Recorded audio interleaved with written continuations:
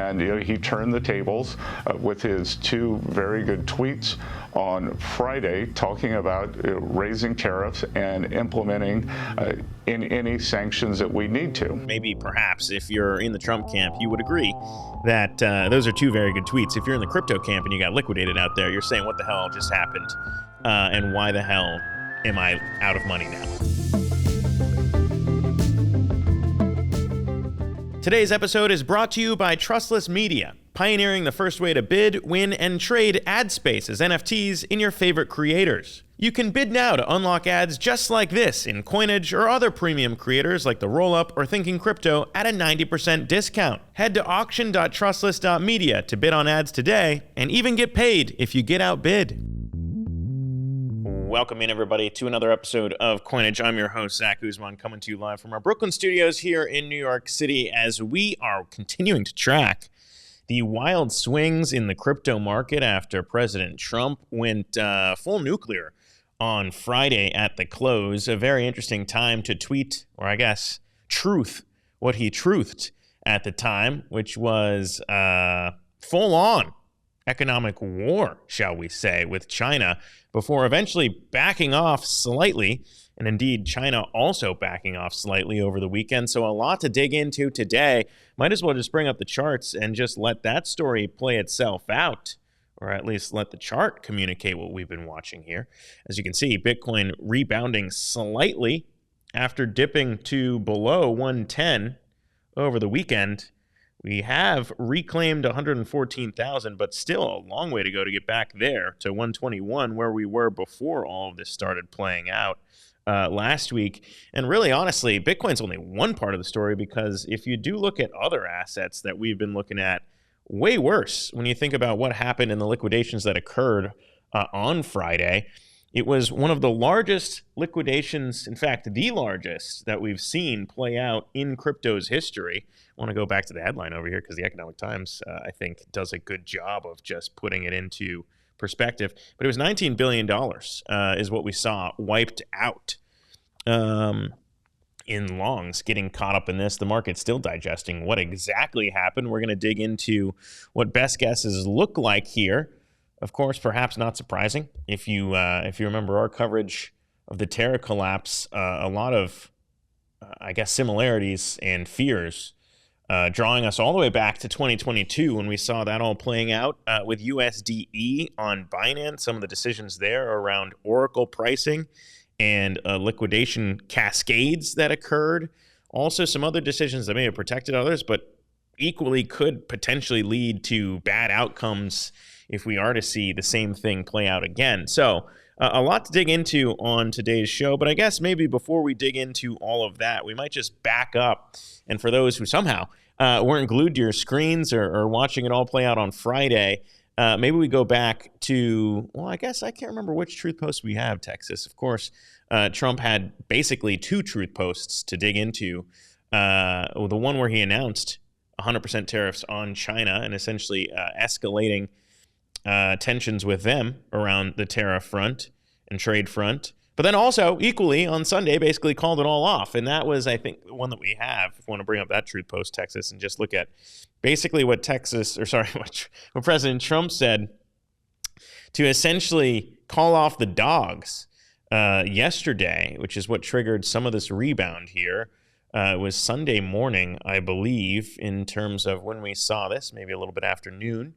Basically saying that, okay, the U.S. wants to help China, not hurt it, and maybe potentially undoing a lot of what he did. But if you go back to the timing on when he tweeted his first True Social post out, I do think it was interesting. A lot of people noticed that there was a trader on Hyperliquid that basically opened up a short position, made close to $200 million on Hyperliquid, and then bounced, and has now since also opened a short once again that is bearish on the market.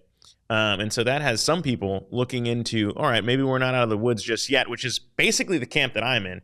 No one needs to be a hero, and it's not necessarily the case when you have an event like this that, hey, there's a bunch of money that's sitting there by retail holders who are really excited or looking into jumping right back into the market, because if you just got liquidated, what funds you got? So there is kind of a slow and steady up and to the right recovery. It's never kind of a V-shaped recovery like what we saw with COVID when all of a sudden the economy's turned back on.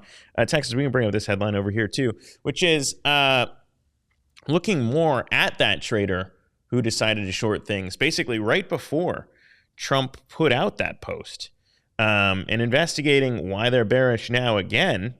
And maybe that would lead you to believe, okay, this person certainly knew something ahead of time. And now if they're still bearish, what do they know in terms of what we're expecting to see play out over the next few weeks? But again, if you've watched Trump do these things, it might not necessarily even need, you might not need insider information to know that history is kind of repeating itself again. Indeed, that's why Democrats like to use taco all the time, that Trump always chickens out, that, okay, he talked a big game on Friday, here he is on Sunday, basically backing down and saying, no, we still want to make a deal work with the Chinese here. And so that's somewhat as to why you're seeing Bitcoin rebound. The other thing to highlight here, too, is, of course, we've documented the World Liberty Financial Project. That is the Trump-aligned crypto project. Of course, even on CoinMarketCap, you can see that it says this is the official project backed by Trump. Texas, can we bring this up, too, over here? Let's just get this chart up here, let the people see what I'm talking about. Up here on the top, of course, they always remind people, the official WLFI project backed by Donald Trump. And what's interesting about this chart is we did see a sell-off in World Liberty before we got the news. It was actually the case that a lot of the downward movement in WLFI happened before we saw liquidations in almost everything, and then here's the big move when everything got hit a few hours afterwards. So that, to me, was also kind of a weird indication of, all right, people who are definitely in Trump's circle attached to that project knew something was coming, and then also got shellacked, as everything else in crypto did. But if you look at those charts too, if you look at some of the beaten down names, maybe we bring some of those up too, because Avalanche, that one wicked down to about $13. I mean, this wick is pretty wild. Came all the way down here to 13 on some exchanges, showing up on CoinMarketCap in the 17s. But it was a big dip down. Luckily, I guess, faring better than maybe some of the other ones, because you had Sui also get absolutely wrecked. And that one a bit slower to come back. But as you can see here, not exactly a V-shape by any means, mostly coming down. And then now the market digesting, all right, what exactly is going on with these market makers? What exactly is going on with how much overhang there may be in terms of tokens? And who's going to be the next marginal buyer that's going to stick their neck out and want to get back in here? And so a lot still to be figured out. I guess from a macro positioning, from an inside the White House perspective of who speaks for the president on these trade deals, we did get a little bit on that from Treasury Secretary Scott Bessent talking to Fox this morning, weighing in on why we saw all of this play out, why we would have seen China really push the envelope, and then Trump having to do what he did.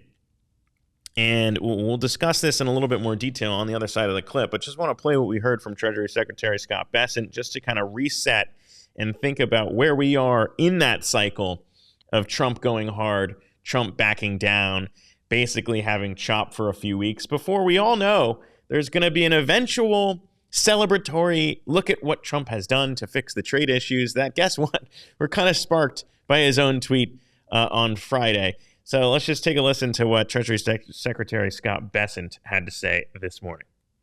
It could have been for several reasons. One, that the Chinese economy is doing very poorly, and maybe they're trying to take focus off of that. Two, China, as opposed to the United States is pushing for peace in the world. China is financing war. China purchases of Russian oil is financing the Russian war machine. They purchase Iranian oil, and we have been calling them out on that. So maybe it was to distract from that. And three, maybe it was a mistaken attempt to try to gain leverage before the two leaders meet in Korea in October. And I can tell you, trying to get leverage in front of a meeting with Donald Trump is a bad idea. And he turned the tables with his two very good tweets on Friday, talking about raising tariffs and implementing in any sanctions that we need to. Yeah. So it was a miscalculation, but we are communicating now. I am confident that we can move forward. All right, so Scott Besson's still confident they can move forward, but let's just back up and think about those being called two very good tweets, because maybe perhaps if you're in the Trump camp, you would agree that those are two very good tweets. If you're in the crypto camp and you got liquidated out there, you're saying, what the hell just happened, and why the hell am I out of money now? And again, we'll just go back to this Economic Times headline, because I don't think I can stress enough that it was $19 billion and even bigger than the Terra collapse. And I mean, I guess that can speak to somewhat of kind of, again, how big this all ran up. You know, you can always look at open leverage or open interest, I should say. You can always see how much leverage is baked into these things. And you can get a sense of, you know, how much is too much in these things. And I guess that's the important piece to kind of back up and think about. Okay, to me, this has definitely made it more clear that there is Bitcoin and there is everything else. And you can throw ETH in that camp too, I suppose. Bitcoin and ETH and then everything else. And obviously, as we've discussed multiple times here on Coinage, that Solana would be the next one up in that camp, I suppose, in terms of what we're seeing from a market dynamics perspective. But nonetheless, I mean, this is a tough spot to be in for alts. I think just because, I mean, yes, the leverage wipeout is one thing, but I think there is, and dare I say, this is what Gary Gensler had always been afraid of, is when you lose confidence in markets, when you lose confidence that the shit's not rigged against you, you start to see investment dry up. That's just a fact. People don't want to put their money to work if they don't think that they're getting a fair shot. And unfortunately, what happened over the weekend, I think, is going to have a huge dampening effect, not just on retail, to be honest with you, but a second look by institutions at what exactly they're getting into and how exactly all of this could go wrong. And that kind of brings me to some of the other dynamics at play here. And again, just bringing up the total crypto market cap charts to kind of look at a bit of this too, because sure, you might see a little bit of a rebound in Bitcoin and ETH, but the rest of crypto still having to play a big time catch up if you're going to want to get back to what was effectively an all-time high in crypto market cap here at 4.3 trillion. A lot of that boosted by alts, and not the case now, and kind of put me firmly in the camp that it's going to take a while before that comes back. And look, I know we've had this discussion with plenty of other investors, and we're going to be publishing a few of those interviews this week from very smart people smarter than me, including Anil, the man running the show over at Delphi Digital. And look, there is always going to be new money coming in, so I'm not going to say that, okay, the world has ended here in crypto. I'm just saying that, look, you know, everyone was thinking October was going to be smooth and steady. No longer the case. And I guess when we're looking at alts too, this is another element. Texas, I don't know where my run of show went. I'm just kind of loosely winging it today, I guess is what we're doing. We haven't even advanced through all these, but there's been a lot of things that we've already covered. In terms of the Trump insider, I think that's kind of the other interesting thing, is that there's still this bearish bet being made by the man who correctly predicted, dare I say, got tipped off in terms of what was coming. And if he's betting against the market, why would anyone really feel all that confident that we're in the clear just yet? And I do think, just kind of after running through some of those alts that took it on the chin the most, it was kind of interesting to see some of these that maybe didn't. And included in that camp would have been two of note. I would flag both BNB, which of course CZ was out there taking a bit of a victory lap in terms of, hey, BNB looks pretty unaffected by all of this. And no doubt we are seeing some big headlines cross the tape in terms of BNB tied DATs. So they do have that wind at their back. But I don't know if it's necessarily a good thing for a few different reasons to maybe be celebrating that you weren't impacted by this. Because sometimes that to me is more of a red flag than not, when it's like, hey, everything's going down, but this one thing isn't. How, like, I don't want to say manipulated, I don't want to use the M word, but how much shenanigans is going on behind the scenes to kind of have that happen? And I think it's a question that many investors should be asking themselves whenever you're trying to figure out what you want to put your money on. So I'm just bringing up CZ's tweet because, again, as I said, was taking a bit of a victory lap around all of these things. And keep in mind, it could be the case. I mean, we saw Binance come out and say that they're going to basically reimburse people who lost money in some of the miscalculations around USDe, Athena's stablecoin, basically breaking their peg and being liquidated, and or issues that occurred on the Binance exchange. And so I think that that's pretty interesting to consider when it comes to taking a victory lap also on BNB. I know they're not the same thing, but still, it's kind of like, what are we doing here? Also, outside of that, I want to bring attention to maybe one other coin that was not BNB that fared surprisingly well. If I go back over here to this chart, I want to bring up Stellar. Because this is one of those chains that it was interesting. We were chatting with Chief Product Officer over at Stellar. Tomer came out to the studio, and we're going to be publishing that full interview as well. But looking at this one, actually not down as bad relative to the other two major alts that we showed you, SWE and Avalanche. The recovery in Stellar a bit faster. Of course, we haven't covered Stellar very much on Coinage, but it was interesting to kind of hear Tomer discussing a bit of where Stellar is looking to go, and of course, really being ahead of the curve in terms of getting their chain up and running before even ETH, which a lot of people forget. But also just kind of in which fields they wanted to bet on. And very interesting that we recorded this interview before all of this happened. But interesting to think about what he discussed around flavors of stablecoins and how Stellar had been earlier than most to bet on that space. Just want to play a little bit of what we heard from Tomer ahead of publishing our full interview. If you haven't yet, subscribe to the Coinage YouTube. Suggest you do that. But want to play a little bit of what we heard from him, and perhaps part of the reason as to why, as Stellar continues to try and make advancements around privacy, around really starting to build the infrastructure that is needed for stables. Very interesting to think about what he told us now with the added context of kind of, what we saw play out in this, I'm going to call it a flash crash liquidation event.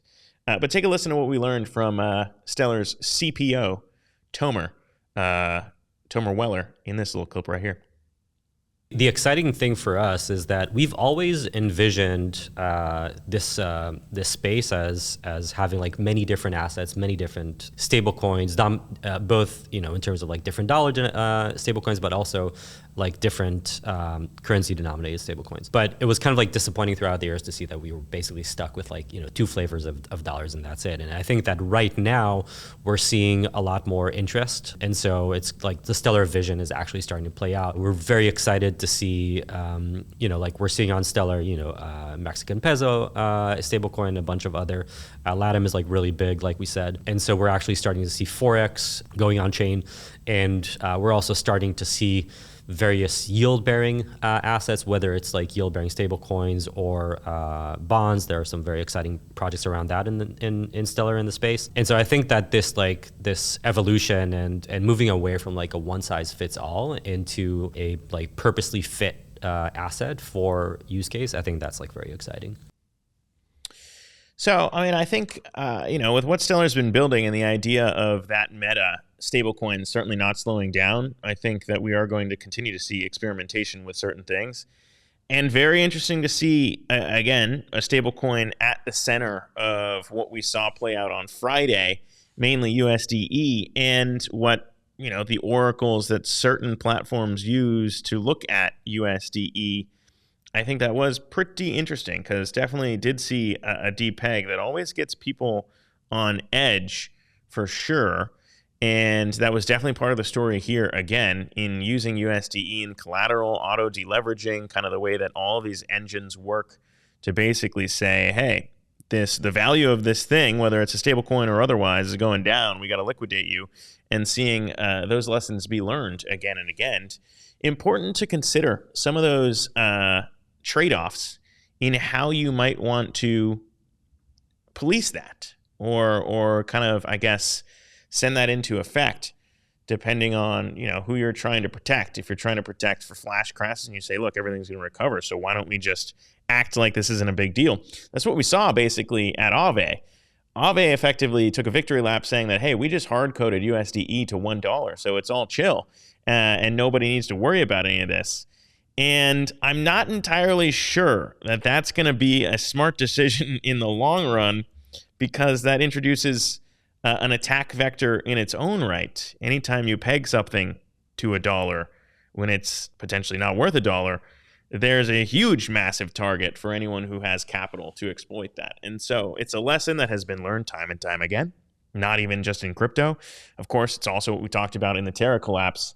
Anytime you try and defend a peg, you better have unlimited amounts of capital, because if you don't, someone who has more capital than you is going to test that peg and try and break it. You can learn that lesson time and time again, whether it's Argentina in 2001, whether it's George Soros. There are plenty of instances in history to pull from, and they do not need to be on chain.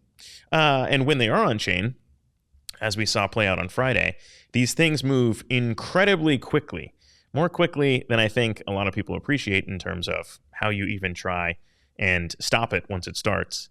And I think that smart people know that that is the case. Whether or not they want to say that's the case, as we learned, is always another story. So me, with no skin in the game, have nothing to do with USDe. Certainly, I think worth everyone taking another second look at some of these trade-off decisions. And let's not forget, I mean, even this guy over here, who was the one who, made some money in the Terra collapse, took a victory lap, said, I saw that one coming. I knew it when other people didn't. Also talking about some of these trade-offs. I think it's an important tweet. Maybe we'll put this one in the show notes. Because again, this is very much the central plumbing to how all of DeFi works. Obviously, there's these loops in terms of how people are trying to make money on stables, the yield that's promised, these so-called delta neutral strategies that back USDe, which of course are easy to do when market turmoil is not there, becomes increasingly hard when all those dislocations hit. So I think it's an important kind of opportunity for all of us to learn a little bit more about this stuff, because this is market plumbing. That would be a damn shame, if you ask me, if crypto has to relearn these lessons again, because it's one thing when crypto makes mistakes. It's another when we're relearning the same mistakes that Wall Street makes all the time. So I think I don't know. I think it's a very interesting thing to see play out in terms of how it's impacted people this time around. And unfortunate for sure if you are on the losing end. But certainly there are people who are on the winning end for some of these things as well. And even they are displeased in the fact that maybe they got auto deleveraged just because of how much leverage was getting unwound in this sell-off. So a lot of unhappy people in crypto for sure. We're hearing it from some of our community as well in terms of what played out over the weekend. I think now is also just a good reminder. And again, I don't really sit here and try and give financial advice, because who am I but the face and mouth of the coinage community? But I do think it is important to reconsider kind of leverage risks in all of this, even when you don't think you can lose. Leverage is a dangerous thing, as we all know. But there's always money to be made. And so if you're looking forward, which is what we are going to do here to wrap up the show, if you're looking forward, it has been interesting to hear some of the advice from other people who do this for a living, including our friends over at Fundstrat, basically saying, hey, look, we're now reliving exactly the space that we found ourselves in multiple times in this tariff palooza, basically where Trump flexes and then backs down, and how much time you need before you can say we're in the all clear. Certainly, I don't think anyone, Solana came close to reclaiming $200 and then broke back down. I think it's sitting at 193. Let's bring up that chart. I think that we're probably going to see some of this churn for a little bit ahead of, again, the next chapter in what is the historic cycle that is a Trump tariff circle. The next one up is the victory lap. And until that comes, not entirely sure. You might want to think that we're fully out of the woods and make it all back in one trade, because that's just generally not how this goes. And if I can give anyone advice, having lived it myself, you don't generally make it all back in one trade. So maybe now, at least from what we're hearing from our friends at Fundstrat and other analysts around, the smart analysts that we watch around the space, is just to give it some time here and not be a hero as we see this play out over the ensuing weeks. And you heard from Scott Bessent, still pretty confident that they can get this all back on track, and that maybe China miscalculated. trying to gain some leverage against Trump. But certainly going to have to see that play out over the course of the few weeks that are to come here. And then who knows? Then perhaps then Q4, we're all back and the delayed October resumes. But for right now, still a long way to go, I think, to start to restore some of that market trust, particularly in the alts. And we'll continue to track all of that as we roll through. And of course, take another look at some of the projects that maybe we don't cover too much on this space, including Stellar and others, which will be rolling out those interviews just to kind of catch up with what they've been doing in the space, because I do think it is important to highlight some of that. And of course, also watching to see if Bitcoin starts to regain its relative strength and starts to add all these. I will say, since I invoked the name that was Fundstrat, maybe because we haven't shown an ETH chart yet, important to also point out that we did see at least one man step in to go ahead and call a bottom, or at least just do the things that he's supposed to do, which is Tom Lee went out there and bought a lot more ETH, more so than what we saw Michael Saylor do on the Bitcoin side. So I think that that's important to highlight too, because I'll tell you one man who's not shaken, and that is Tom Lee. In his conviction to continue scooping up ETH no matter what happens, and no different this time around. So at least there, you did see a continued purchasing of ETH on the part of Bitmine. I want to bring that up because now they are at 12.9 billion, or at least that's what they're at based on kind of where this is or where it was. But overall, if you haven't watched our Tom Lee interview yet from Korea, very much the same thing. Very much staying the path. And this time around, no different from Tom Lee. And I guess if you are looking for anything to latch onto, that's still there. It is still the case. As Bitmine crosses 2.5% of the entire ETH supply, which is important because they are now halfway to their intended goal of 5%. So important to consider that. I also want to close. We're getting more and more questions, which I think, where is the relative value here? Where is the next thing? Where are we going to see that V-shaped recovery? That's what everyone's kind of trying to figure out, is where is it going to come from? Now, look, again, if I just said I don't give financial advice, who would I be if I then turned around and gave financial advice? So I need to reiterate myself, especially when we talk about our own things, that I'm not here to give financial advice. But I do think, and I'm probably going to be tweeting about this more this week, certainly because we have big announcements to come this week. But I do think I'm getting the sense that a lot of the crypto space is getting tired. Certainly if you just got liquidated, not saying I did or not, but let's just say hypothetically a friend out there got liquidated, they wouldn't feel too good right now. And they might say, all right, where are the best opportunities? And I do think it was interesting. We were watching this play out over the weekend is, hey, we had our own creator coin launch, obviously, as we just covered as well on our site. If you haven't checked out the full episode, check that one out on YouTube. But we have also been tracking kind of how Zora creator coins have been faring, not just our own, but just in general. How have creator coins been faring? And of course, if you know how these structurally work, they are tied to pools of Zora. So let me bring up the Zora chart as well. Because as base gains momentum and as all eyes are there, I do think it is interesting to see Zora rebound better than the coins that we talked about. I mean, this was, I believe this was the all-time high. Okay, so here was the all-time high. 12 cents, we'll call it, something like that. And we did see somewhat of a rebound, again, faster than a lot of these other coins. And it doesn't hurt that we are still on that list of top creator coins. I don't know if we're holding the top position right now. We're in a heated battle with our friends at Docker. Left and right, we go toe-to-toe with these boys out there, the Docker boys. If you're watching this, Docker boys, we got a lot of things coming this week, so we're going to try and keep pace. But I do think it is interesting to think about all of the ways that, okay, what are the hot metas right now? And what are the things that people are going to care about? And for us here at Coinage, this is year almost 4 of us doing this, and so it's not going to be that different for us. Obviously, we've talked about different ways to start to unlock our Coinage creator coin, and that's what we're excited to roll out in our flywheel I don't know if we still have the graphic of the flywheel or Texas or not. Texas a trooper. Texas a trooper. Look at this man. Feeling under the weather and can still bring it up on record splits.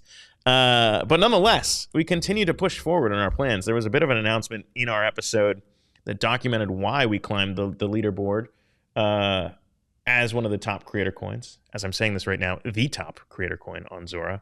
Of course, shout out to the base team and the Zora team, because a lot of this basically is building on the shoulders of giants. And seeing all creator coins that are put on Zora thrown into the Coinbase app is really cool. Over the weekend, just speaking again, candidly, friends who do not trade crypto, basically who do have the Coinbase app, were realizing that, oh, wait, I can actually trade coinage, the Zora creator coin, now through the Coinbase app, which was a cool unlock. But then they're like, well, what can I do with it?